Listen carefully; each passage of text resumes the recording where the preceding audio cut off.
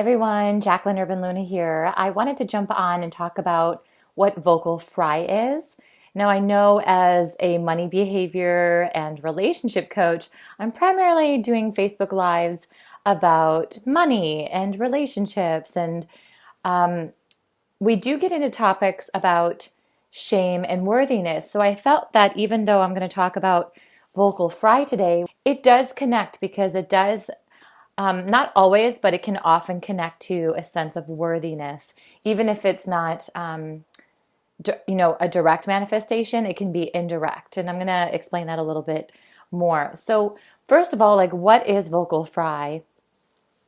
Vocal fry is one of the voice registers. If you don't already know, I'm an opera singer. I'm trained classically. I got my master's in vocal performance and opera. But I've also had my own personal journey with vocal power, more in the speaking context, okay? So vocal fry doesn't usually show up in singing unless it's used purposefully in rock music and metal and more of a growling, screaming sense.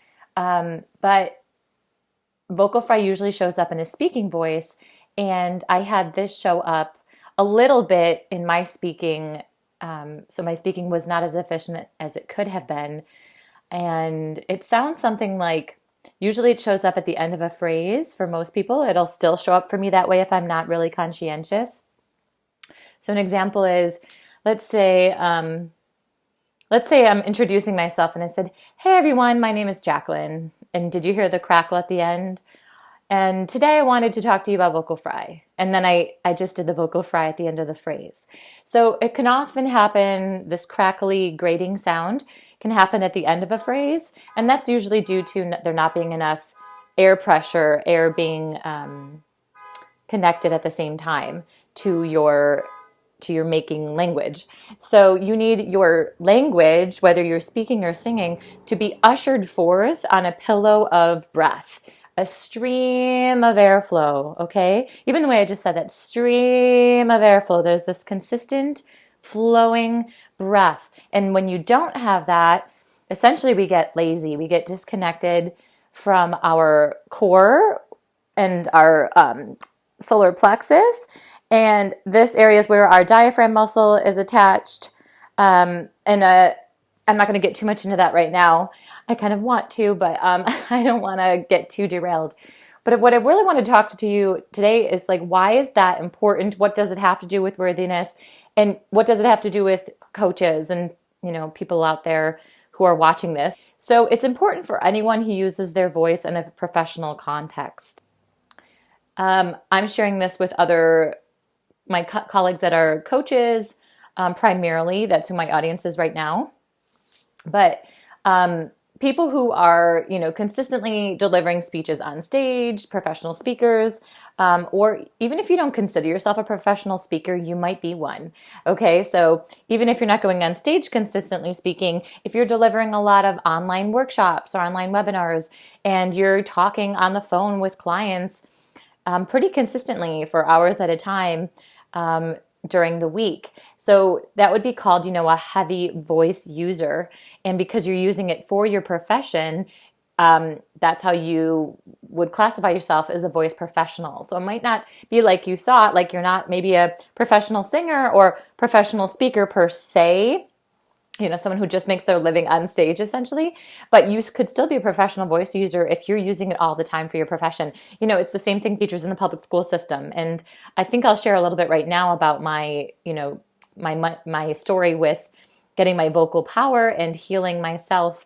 My speaking technique was not so good. So which is ironic for someone like me who's been trained in singing my whole life. Since I was little, I was in choirs and learning how to sing and extend my breath and breath support and projection. But what I realized when I began teaching, oh my gosh, this was over 10 years ago, I was teaching in the public school system as a music teacher. And what I learned was that my speaking technique was not as conscientious and as skilled as my singing technique. So I could sing for hours. Well, hours is a lot for singing voice, but for, a good lengthy amount of time, hour and a half or more, without duress or strain. But when I was speaking, when, especially to large groups, like I taught 6 choirs, which is kind of insane actually. But I taught 6 choirs, and each choir had like 60 plus students of kids 4th grade, 5th grade, and 6th grade. So you can imagine I had to like raise my voice and really project. Everyone can learn how to be more facile with it. Like for myself, I had to learn how to project my voice for a lengthier amount of time in a healthful way.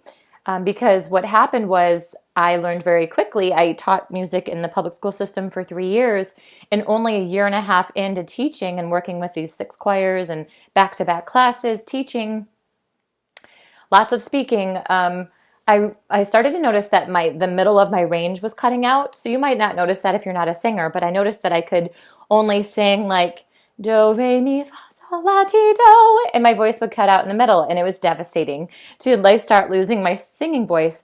And I also noticed that I was having to use my throat muscles more, so I was starting to strain, and it just didn't feel good. It was exhausting.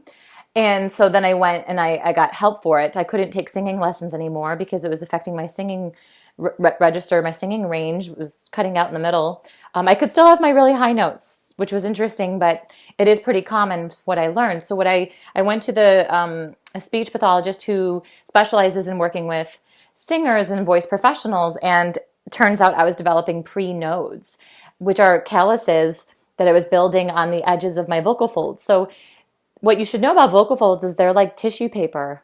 So it's really easy to have not so great friction happen and build these calluses. Now this can even, building vocal nodes can happen lots of ways, but one of the most common ways is overuse and misuse. And that's what was happening with me, is that I wasn't always sending enough air when I was speaking, because I was in my teacher brain too much. I was like instructing, and I just have to make sure that Johnny understands the message over there, and Susie is talking to her friends, so then they have to be quiet. And oh my gosh, it was just so much. It was really hard for me to be conscientious about the way that I spoke in a very, in a conducive, healthy manner while I was delivering my instruction. I just couldn't seem to balance both at the same exact time. So I got some help with that. So I went and saw a speech pathologist who then shared with me that I was developing these vocal nodes. And then I went and did tons of work around it. So I went for my own individual therapy sessions and a lot of the stuff I already knew from singing, actually. It was kind of ironic. I was like, I already know this. But I was learning how to apply it into my speaking on the regular. And then I was so interested in it that I went and I got training with a singing voice specialist. And what that is it could be a speech pathologist, or it could just be a voice professional like me, like an opera singer, someone who's had pretty extensive training using their voice, and then they can go with a specific, very niched track of learning how to use, how to habilitate. We don't use the word rehabilitate because it's not necessarily therapy per se. You've got to be tricky with those boundaries, but it's doing functional exercises that strengthens the vocal folds and strengthens healthy phonation, which is making sound, using your breath and using your vocal folds and using your vocal tract.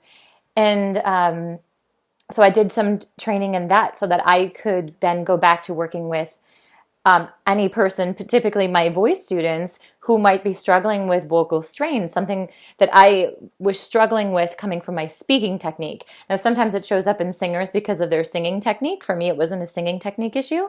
But I wanted to share about this because I've been hearing some professional voice users, people who are constantly talking and leading workshops, online webinars, and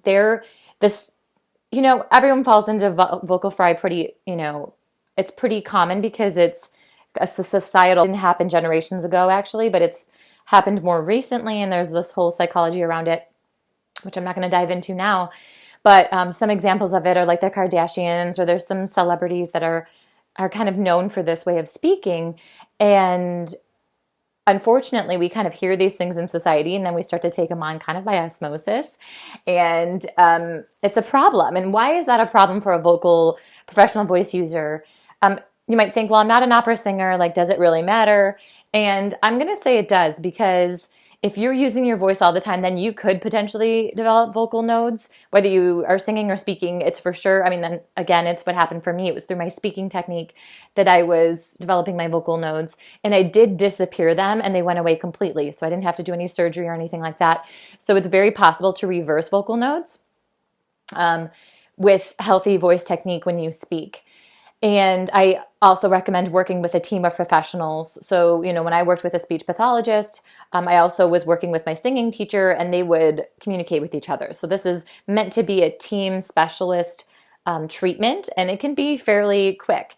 But you definitely you're going to want to have a speech pathologist looking at your vocal folds to know, the healthiest state or whatever state they're in when you go into them.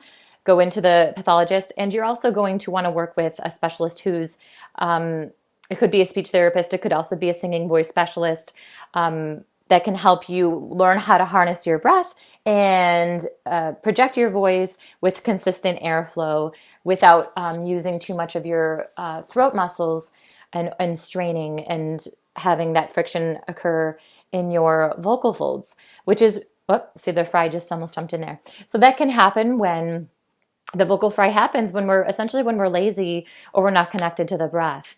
So at the end of a phrase, I'm like, oh, I'm just tired, so I'm just going to talk like this for a second, But the irony here is, this is so ironic. You feel tired, so you're like, I'm just going to like not use my air so conscientiously, right? Which feels more effortless. But the problem is that when you go into vocal fry down here, it's actually more energy and it's more taxing on your voice. So that's why I think it's so hard to change the habit, because it's usually happening because we're feeling tired somewhere in our body. And so the delivery of our phonation becomes inefficient, and we're not really using our air to support our sound. But so we're thinking we're like saving energy by like relaxing. But the problem is that it is actually really taxing on your vocal folds, which could lead to vocal nodes. And the other thing I want to talk about, aside from like just vocal health issues and strain and all of that no bueno stuff for people who need to use their voice regularly for their work in the world, the other issue is that it also limits the amount you can use your emotions and express yourself and connect to your audience.